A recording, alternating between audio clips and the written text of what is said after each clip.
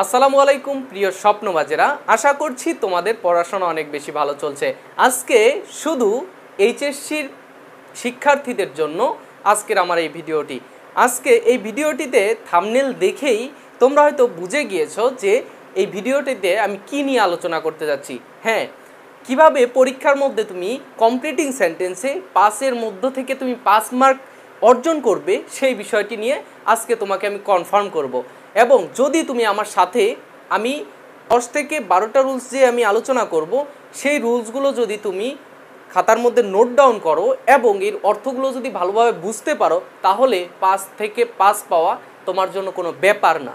So confidence রাখো এবং ক্লাসটি আমার সাথে করো, কোনো স্কিপ করবে না। পারলে বন্ধুদের সাথে শেয়ার করো। তুমি একা কেন ভালো ফলাফল করবে, তোমার বন্ধুরাও তোমার সাথে একটু ভালো ফলাফল ভাগাভাগি করে নিক। তোমার থেকে ভাগ নেবে না, সেটা বোর্ড থেকে ভাগ নেবে।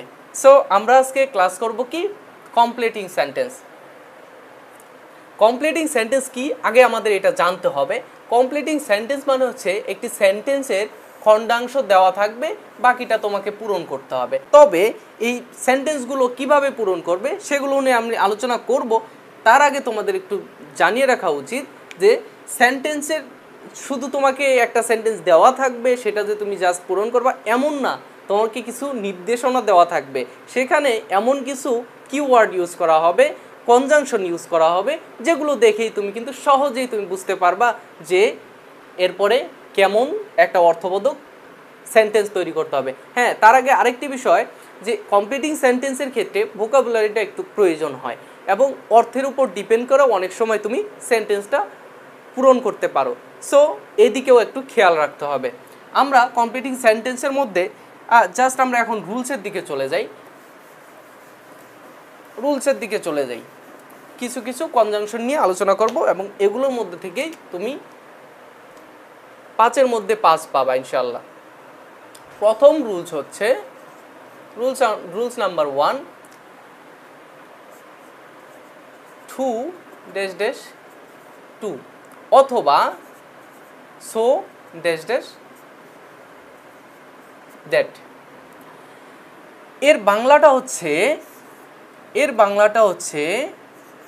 এতই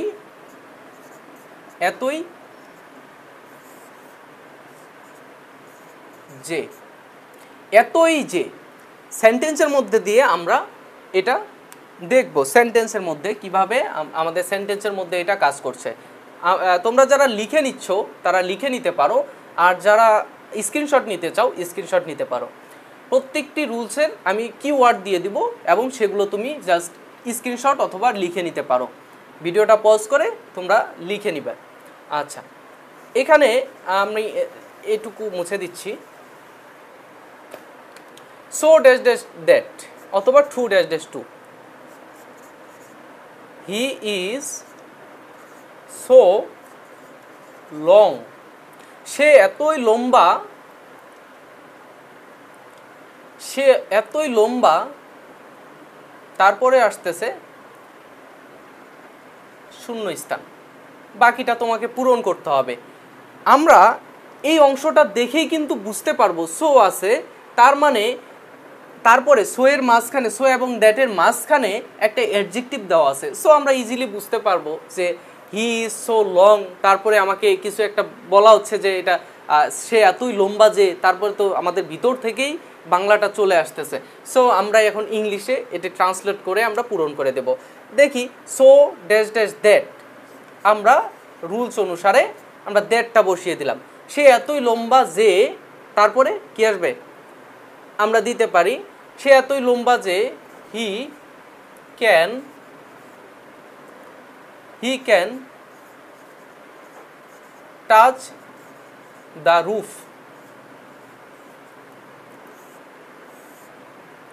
এই অংশটা আমাকে পূরণ করতে হচ্ছে। সে এতই লম্বা যে সে টাচ করতে পারে দ্য রুফ। রুফ মানে ছাদ, সে ছাদকে টাচ করতে পারে। সো এই অর্থ করে করে তুমি এটা পূরণ করতে পারো। তারপরে আমরা টু ড্যাশ ড্যাশ টু দ্বারা একটা উদাহরণ দেখি।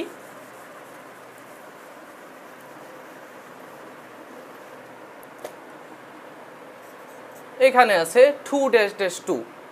এটারও অর্থ এতই ড্যাশ ড্যাশ ড্যাশ যে। কেমন হবে?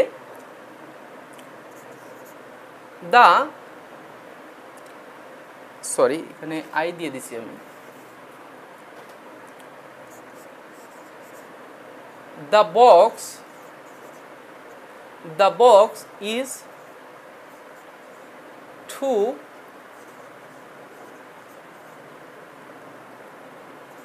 too heavy to dash dash। Just এখানে একটা খালি ভার্বের ওয়ান বসালেই, মানে ভার্বের প্রেজেন্ট ফর্ম বসালেই কিন্তু তোমার এটা পূরণ হয়ে যাচ্ছে। জাস্ট আর কিছু লাগবে না। আমি এই ভিডিওর পরে আরেকটি ভিডিও করব তোমাদের প্র্যাকটিস নিয়ে, একটি না বেশ কিছু ভিডিও বোর্ড কোশ্চেন সলভ করাবো, যাতে তোমরা রুলসগুলোর রিয়েলাইজেশন করতে পারো। সো আমি এখানে দেখাচ্ছি যে রুলসগুলো আমি জাস্ট আলোচনা করতেছি এবং দুই একটা করে উদাহরণ দিচ্ছি। এর পরবর্তীতে যে ক্লাসগুলো হবে সেগুলোতে তোমার বোর্ড কোশ্চেন সলভ করাবো, যাতে তোমরা রিয়েলাইজ করতে পারো যে প্রশ্নগুলো কোথায় কোথায় থেকে আসতেছে। The box is too heavy to, কি দিবা? To move, to move. আচ্ছা আমি এইখানে লিখে দিচ্ছি,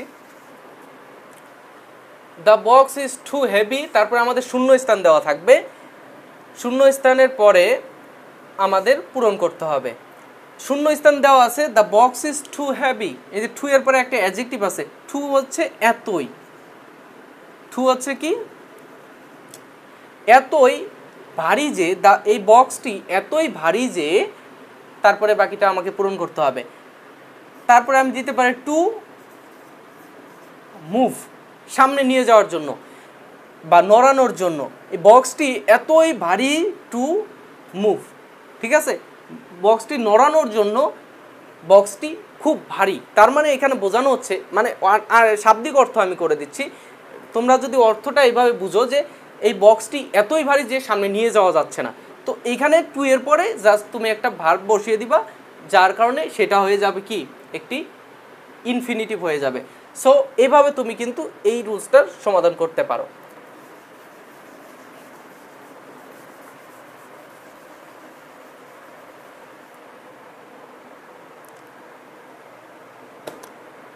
রুলস নাম্বার 2, রুলস নাম্বার 2 হচ্ছে সো দ্যাট। সো দ্যাট এটির বাংলা হচ্ছে যাতে। সো দ্যাটের বাংলা হচ্ছে যাতে। আচ্ছা, এটি দ্বারা আমরা বাক্য গঠন করব।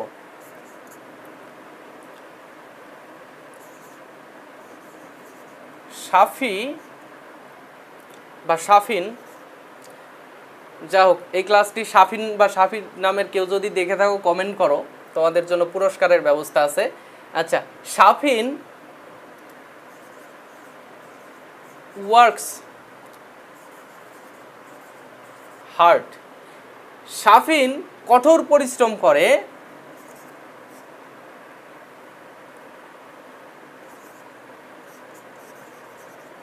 সো দ্যাট, তারপরে তোমাকে একটা শূন্য স্থান দেওয়া থাকবে, সেই শূন্য স্থানটা তোমাকে পূরণ করতে হবে। Safin works hard so that, Safin কঠোর পরিশ্রম করে যাতে, যাতে কি, যাতে হি ক্যান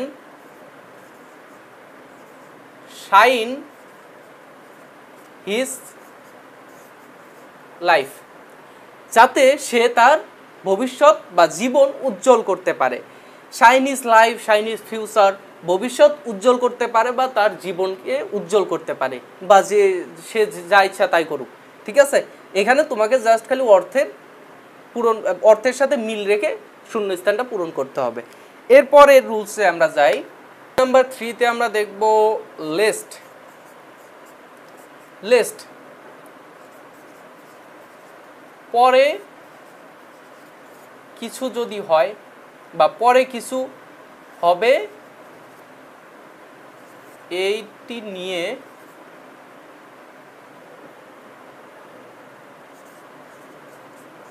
নিয়ে ভয় প্রকাশ পাবে। ভয়, এটুকু আমি লিখলাম, আমি বাকিটা মুখে বলে দিচ্ছি। পরে কিছু হবে, এটি নিয়ে ভয় প্রকাশ পাবে, মানে লিস্ট দ্বারা এমন কিছু সেন্টেন্স হয় যে সামনে এই লিস্টের সামনে একটা অংশ থাকবে যে সেখানে একটা কাজ হবে, সেই কাজটি দ্বারা সেই কাজটির পরবর্তীতে একটা ফলাফল আসবে, সেই ফলাফলটি সম্পর্কে ভয় প্রকাশ করা হবে। যেমন আমরা উদাহরণে লিখি, উদাহরণ না হলে তোমাদের বোঝানো মুশকিল। ওয়ার্ক ফাস্ট লিস্ট কি বলা হচ্ছে? ওয়ার্ক ফাস্ট, দ্রুত কাজ করো, লিস্ট দ্রুত কাজ করো, না হয়। আচ্ছা, এখানে লিস্টের আরেকটি অর্থ কিন্তু চলে আসলো, না হয়। না হয় নতুবা এরকম কিছু, না হয় আর নতুবা এরকম, ঠিক আছে? না হয় নতুবা, এখানে আমি বেজাল লাগিয়ে দিছি না, এটা তোমরা বুঝে নিও, তোমাদের উপর ছেড়ে দিলাম। ওয়ার্ক হার্ড লিস্ট, দ্রুত কাজটি করো, নয়তোবা কি হবে? নয়তোবা তোমাদের মার্ডার করা হবে। আচ্ছা, ওয়ার্ক ফাস্ট লিস্ট ইউ। আচ্ছা, এই দেখো এখানে আরেকটি বিষয় চলে আসছে, লিস্টের পরে কিন্তু শুড আনতে হবে। মডাল ভার্ব যে আমি বাক্যটা গঠন করব সেখানে আমাকে শুড আনতে হবে। শুড, লিস্টের পরে কি থাকবে? শুড থাকবে। আমি তোমরা লিখে নাও, যারা নোট করছো তারা লিস্টের পরে শুড থাকবে, এটা লিখে নাও। শুড, লিস্টের পরে শুড থাকবে। Work fast lest you should, শূন্য স্থান থাকছে। ওয়ার্ক ফাস্ট, দ্রুত কাজটি করো, নয়তো ইউ শুড ফেল, তুমি ফেল করবে, কমপ্লিটিং ইয়োর টাস্ক। আচ্ছা, বাক্যটা অনেক বড় হয়ে গেল না? তোমরা তোমাদের মতো করে ইয়ে করতে পারবা, পূরণ করতে পারবা, ছোট করেও করতে পারবা। You should fail completing your task. Your task, তোমার কাজটি পূরণ করতে তুমি ফেল করবে, এরকম কিছু, মানে ভয় ভীতি প্রকাশ করার জন্য এই লিস্ট শব্দটা ইউজ করা হচ্ছে। আর লিস্ট থাকলে তোমরা এরপরে শুড আনবা, এটা একটু মনে রাখো ভাই। আচ্ছা, এরপরে পরবর্তী রুলসটা হচ্ছে রুলস নাম্বার 4, এটা হচ্ছে আনলেস। আনলেস শব্দের অর্থ হচ্ছে যদি না। যদি না তোমরা ক্লাস করো তোমরা কিন্তু কমপ্লিটিং সেন্টেন্স শিখতে পারবে না, ঠিক আছে? মনে রাখো। উদাহরণের মাধ্যমে দেখি, আনলেস ইউ রিড কেয়ারফুলি, যদি না তোমরা কেয়ারফুলি পড়ালেখা করো বা রিড পড়ো, তারপরে একটা শূন্য স্থান দেওয়া থাকবে, যেটা স্যারেরা তোমাদের জন্য রেখে দেবে, তোমরা পূরণ করে দিবা, ঠিক আছে? এই কমপ্লিটিং সেন্টেন্সের মধ্যে স্যারদের কিন্তু অর্ধেক বেতন তোমরা পাবা যুক্তি হিসেবে, কারণ স্যারেরা অর্ধেক সেন্টেন্স তোমাদের জন্য রেখে দিছে, স্যারেরা তো ঠিকই বেতন পায়, তখন তোমরা কিন্তু স্যারদের কাছে এটা দাবি করতে পারো, ঠিক আছে? আচ্ছা, আনলেস ইউ রিড কেয়ারফুলি, যদি তুমি ভালোভাবে না পড়ো, ইউ ক্যান নট আন্ডারস্ট্যান্ড। আচ্ছা, আনলেস যদি না তুমি এটি ভালোভাবে পড়ো, ইউ ক্যান নট আন্ডারস্ট্যান্ড, তুমি এটি বুঝতে পারবে না, ঠিক আছে? যদি তুমি এটি ভালোভাবে না পড়ো তাহলে তুমি বুঝতে পারবে না, বুঝছো ভাইয়ারা? এটা যদি তুমি ভালোভাবে না পড়ো, ইউ ক্যান নট আন্ডারস্ট্যান্ড, তুমি বুঝতে পারবে না, ঠিক আছে? আচ্ছা, পরবর্তী রুলসটাতে দেখি, আমরা দ্রুত রুলসগুলো শেষ করব যাতে তোমাদের বিরক্তির কারণ না হই, সেই জন্য।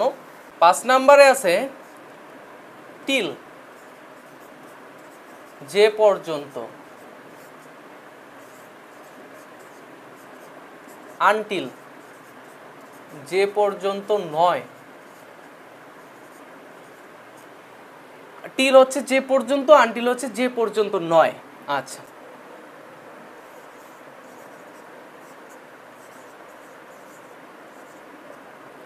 Wait hair. মনে করো তোমরা দুই বন্ধু মিলে চা খেতে গেছো। আচ্ছা, এখন রাস্তা দিয়ে কোনো একজন ব্যক্তি হেঁটে যাচ্ছে, দুই বন্ধুর মধ্যে একটু টনক লড়ল। এক বন্ধু বলল, বন্ধু তুই এখানে থাক, আমি আসতেছি, একটু দেখাশোনা করে আসি। তো এইখানে তুমি বলছো, তোমরা দুই বন্ধু সলিমুদ্দি আর কলিমুদ্দি একজন আরেকজনকে বলছো ওয়েট হেয়ার, এখানে অপেক্ষা করো, আমি আসতেছি, একটু কাজ আছে। ওয়েট হেয়ার, তোমরা এখানে থাকো টিল, তুমি এখানে ওয়েট করো টিল, যে পর্যন্ত, তারপরে একটা শূন্য স্থান দিয়ে দিল, স্যারেরা তোমার দায়িত্বে, এখন এটা পূরণ করো। Wait here till dash dash dash, এইখানে তোমরা ভিডিওটা পজ করবে, করে এটা পূরণ করবে। আমি এটা তোমাদের জন্য ছেড়ে দিলাম, এর মধ্যে আমার তো কোনো বেতন নাই যে তুমি তো এই আমার বেতন থেকে কেটে নিবা। সো এইখানে তোমরা এটা পূরণ করো, ভিডিওটা পজ করে পূরণ করে কমেন্টে লিখবা, এবং এইটা আমি এখন পূরণ করে দিচ্ছি, কিন্তু এর সম্পর্কে আর কোনো কথা উঠবে না যে বন্ধুরা কই গেছো, বন্ধুরা কার সাথে আলোচনা করতে গেছো। ওয়েট হেয়ার টিল, এখানে অপেক্ষা করো টিল, যে পর্যন্ত আমি ব্যাক করছি, till I come back, till I come back, ঠিক আছে। ওয়েট হেয়ার, এখানে অপেক্ষা করো যে পর্যন্ত আমি কাম ব্যাক করি, ঠিক আছে, আমি আসা পর্যন্ত তুমি অপেক্ষা করো, এটাই বোঝানো হচ্ছে, ঠিক আছে। এরপরে কিন্তু একটা অ্যাফার্মেটিভ সেন্টেন্স আসবে। এখানে 6 নম্বরে আছে দো অলদো। দো অলদো শব্দের অর্থ হচ্ছে যদিও, এর বাংলাটা হচ্ছে যদিও। আমরা উদাহরণের মাধ্যমে দেখি, এটা বিপরীত একটা অর্থ প্রকাশ করবে। বিপরীত অর্থ বলতে কেমন, দো হি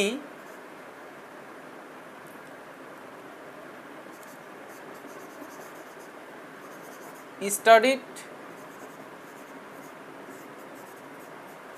কেয়ারফুলি, তারপরে একটা ক্লোজ আনতে হবে, এটা হচ্ছে আমাদের সাবঅর্ডিনেট ক্লোজ, এবং আমরা একটা প্রিন্সিপাল ক্লোজ নিয়ে আসবো, অথবা ইন্ডিপেন্ডেন্ট ক্লোজ বলে যেটাকে। যদিও সে ভালোভাবে পড়ালেখা করেছে, তারপরে স্যারেরা তোমাকে একটা শূন্য স্থান দেবে, এই শূন্য স্থানটা তোমার নিজ দায়িত্বে পূরণ করতে হবে। এখন দেখো, যদিও সে, বাংলাটা আমরা করি, যদিও সে ভালোভাবে পড়ালেখা করেছে, তারপরে সে কি করতে পারেনি, হি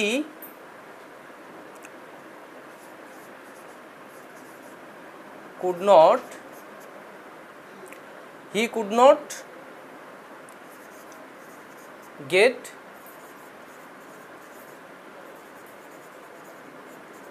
গুড মার্কস, ঠিক আছে, সে ভালো মার্ক পায়নি। যদিও সে ভালোভাবে পড়ালেখা করেছে, সে ভালো মার্ক পায়নি বা বেশি মার্ক পায়নি, ঠিক আছে, এটা বিপরীত একটা অর্থ প্রকাশ করলো। সো এখানে এই দো অলদোর মাধ্যমে বিপরীত অর্থ প্রকাশ করবে, ঠিক আছে। এর পরবর্তী রুলস হচ্ছে ইন স্পাইট অফ, অথবা ডিসপাইট, এই দুটার বাংলা হচ্ছে সত্ত্বেও, সত্ত্বেও। আচ্ছা, এটাকে আমি বাংলায় একটু ডিসক্রাইব করি, যে তোমার এইটা করার সত্ত্বেও সে ওইটা পারলো কেন, মানে কোনো একটা, এটাতেও কিন্তু বিপরীত একটা অর্থ প্রকাশ করছে, কিন্তু দো অলদোতে আমরা পেলাম কি, দুটা ক্লজ পেয়েছিলাম, ঠিক আছে। আর এইখানে আমরা একটা ফ্রেজ পাবো, একটা ক্লজ পাবো, ডিসপাইট অথবা ইনস্পাইট অফের পরে একটা ফ্রেজ থাকবে, এবং তারপরে একটা প্রিন্সিপাল ভার্ব থাকবে। সো আমরা উদাহরণের মাধ্যমে দেখি, বিষয়টা ক্লিয়ার হয়ে যাবে। লিখলাম in spite of working hard, কঠোরভাবে কাজ করা সত্ত্বেও সে কি করতে পারেনি, এটাতেও একটা বিপরীত আসপেক্ট চলে আসছে, ঠিক আছে। শূন্য স্থানে তুমি কিভাবে পূরণ করবা, সে কঠোর পরিশ্রম করা সত্ত্বেও কি হচ্ছে, হি, এই যে এটা কিন্তু আমাদের ফ্রেজ ছিল, এখানে দেখো কোনো ভার্ব নেই, এটা একটা নন ফাইনাইট ভার্ব, এখানে কোনো ফাইনাইট ভার্ব নেই। আর এই ক্লজের মধ্যে তোমাকে একটা ফাইনাইট ভার্ব আনতে হবে যাতে সেন্টেন্সটা কমপ্লিট হয়। হি ডিড নট প্রসপার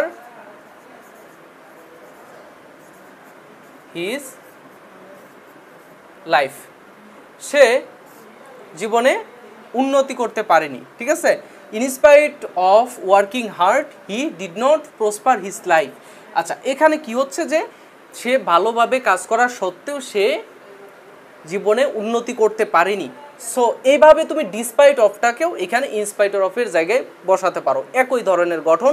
এবং ইনস্পাইট অফ অথবা ডিসপাইটের পরে একটা ফ্রেজ থাকবে, তারপরে কমা, কমা হওয়ার পরে একটা তোমাকে ক্লজ ইউজ করতে হবে। ঠিক আছে, আচ্ছা এর পরবর্তী রুলস কি আছে আমরা দেখি।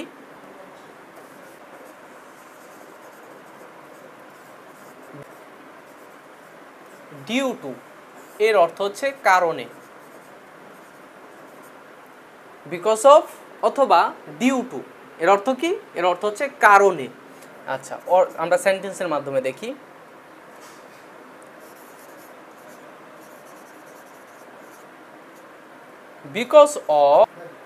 because of making a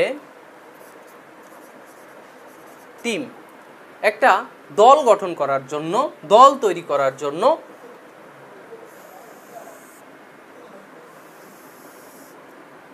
কি হচ্ছে যে এখানে স্যারেরা তোমাকে এটা দিল যে because of making A team, একটি টিম গঠন করার জন্য কি দেব, he get some money from, আর কিছু লিখলাম না। আচ্ছা, কি হচ্ছে যে সেখানে সে একটি দল গঠন করার জন্য হি গেট সাম মানি, সে কিছু টাকা নিয়েছে। সে কিছু টাকা নিয়েছে, কার থেকে নিয়েছে সেটা তোমরা বুঝে নাও, হয়তো বা কোনো নেতার কাছ থেকে নিয়েছে। দেখো, সে কিছু টাকা নিয়েছে কি করার জন্য, একটি দল গঠন করার কারণে। এই কারণে শব্দটা অর্থটা নিয়ে আসার জন্য আমরা ইউজ করেছি বিকজ অফ অথবা ডিউ টু ইউজ করা যাচ্ছে এখানে। আচ্ছা, অ্যাজ ইফ অথবা অ্যাজ দো এর অর্থ হচ্ছে যেন, যেন অর্থ প্রকাশ করার জন্য অ্যাজ ইফ অথবা অ্যাজ দো ব্যবহার করা হয়ে থাকে। একটা সেন্টেন্সের মাধ্যমে দেখি।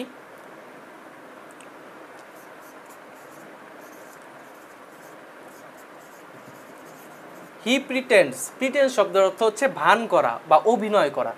হি প্রিটেন্ডস অ্যাজ ইফ, তারপরে একটা শূন্য স্থান থাকলো, তোমাদের নিজ দায়িত্বে এটা পূরণ করতে হবে। দেখো, হি প্রিটেন্ডস সে অভিনয় করছে বা ভান করছে, অ্যাজ ইফ যেন, he knew all the matters. আচ্ছা, এখানে আচ্ছা আরেকটু মনে রাখা উচিত যে অ্যাজ ইফ অ্যাজ দোর পরে, অ্যাজ ইফ অ্যাজ দোর পরে আমি এখানে লিখে দিচ্ছি ভি2 বসবে। যে সেন্টেন্সটি ইউজ করব সেখানে আমরা ভার্বের পাস্ট ফর্ম ইউজ করব। ঠিক আছে, আচ্ছা, হি প্রিটেন্ডস অ্যাজ ইফ সে ভান করছে যেন, he knew all the matters সে সব জানতো, সে সব জানতা, সে এমন অভিনয় করছে যে সে সব জানে। আচ্ছা আচ্ছা, রুলস নাম্বার 9, 9 নম্বর রুলসে কি আছে, ইট ইজ হাই টাইম অথবা it is time,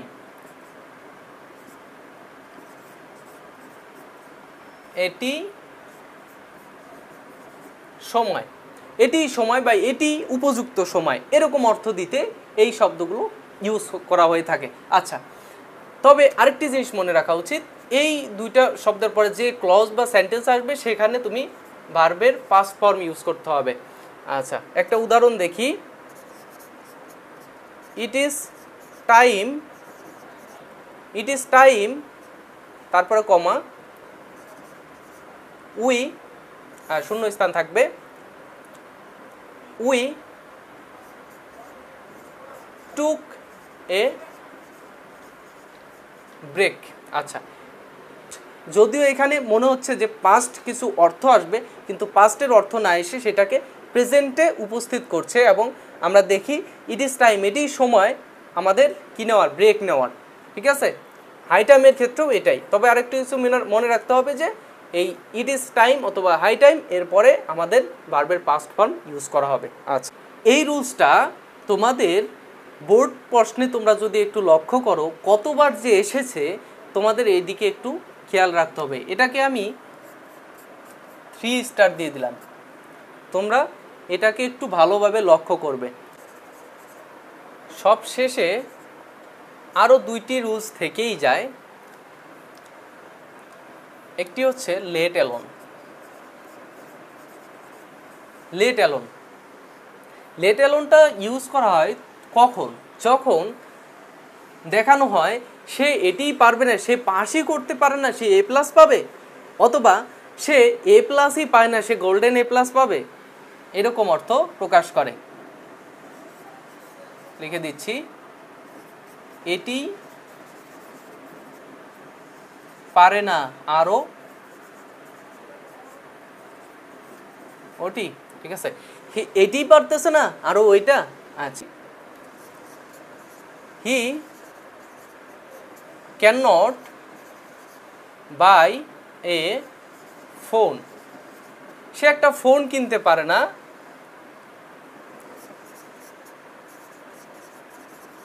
let alone এরপরে হচ্ছে আমাদের খেলা, সে একটি ফোনই কিনতে পারে না, লেট অ্যালোন তারপরে শূন্যস্থান, he will buy a laptop, সে একটি ল্যাপটপ কিনবে। সে একটি ফোনই কিনতে পারে না, সে একটা ল্যাপটপ কিনে ফেলবে, এরকম অর্থ প্রকাশ করছে। এখানে বিদ্রূপ করার জন্য এই লেট অ্যালোন ইউজ করা হয়।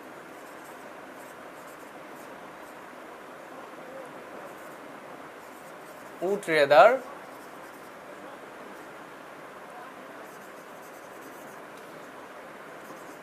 had better,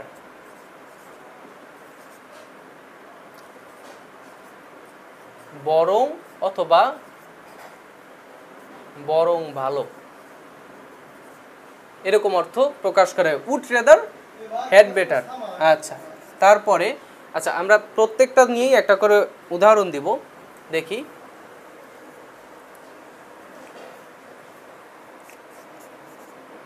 He would rather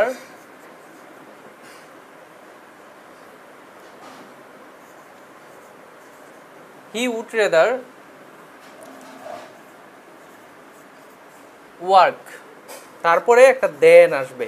would rather এর পরে একটা দেন থাকে, এটা একটু মনে রাখবা। would rather এর পরে দেন থাকবে, তারপরে একটা সেন্টেন্স আসবে। হি would rather ওয়ার্ক, তার কি করা উচিত, এখন কাজ করা উচিত। তারপরে এই যে শূন্যস্থান থাকবে, শূন্যস্থান তোমাকে পূরণ করতে হবে। কি লিখবো আমি? হি would rather ওয়ার্ক, তার কাজ করা উচিত। দেন হি সিট ডাউন, তার বসে না থেকে তার কাজ করা উচিত বা বরং ভালো, এরকম অর্থ প্রকাশ করছে। হ্যাড বেটার দিয়ে আমি একটা উদাহরণ দিচ্ছি।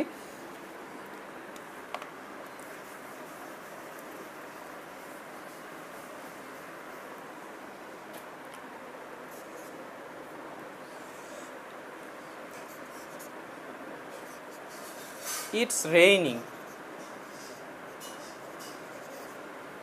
রেইনিং, এখন বৃষ্টি হচ্ছে। হি হ্যাড বেটার তারপরে একটা শূন্যস্থান। তার এখন কি আসতে পারে? ইটস রেইনিং, এখন বৃষ্টি হচ্ছে। হি হ্যাড বেটার, তার কি করা উচিত, এখন ওয়াইট, এইখানে অপেক্ষা করা উচিত, ওয়াইট হেয়ার, ঠিক আছে। He had better white hair, এই হ্যাড বেটার, উড রেদার এগুলো মডালের কাজ করে এবং মডালের পরে ভার্বের বেস ফর্ম হয়, এটা একটু মাথায় রাখবে। তো কমপ্লিটিং সেন্টেন্সের এই পর্যন্তই ছিল আমাদের আজকের ক্লাসে। কমপ্লিটিং সেন্টেন্স নিয়ে যে আমি 11টা রুলস, এই 11টা রুলস যদি তোমরা ভালোভাবে প্র্যাকটিস করো এবং আয়ত্ত করতে পারো, তাহলে তোমাদের এইচএসসি পরীক্ষায় 5-এর মধ্যে 5 তোমাদের কেউ ঠেকাতে পারবে না ইনশাল্লাহ। আর তোমাদের জন্য এই কমপ্লিটিং সেন্টেন্সের উপরে আরও কিছু প্র্যাকটিস নিয়ে আসছি আমার নেক্সট ভিডিওতে। তোমরা ভিডিওতে গেলেই, এইচএসসি কর্নারে গেলে তোমরা সেখানে পেয়ে যাবে ইনশাল্লাহ। সে পর্যন্ত ভালো থেকো, টাটা, গুড বাই, আল্লাহ হাফেজ।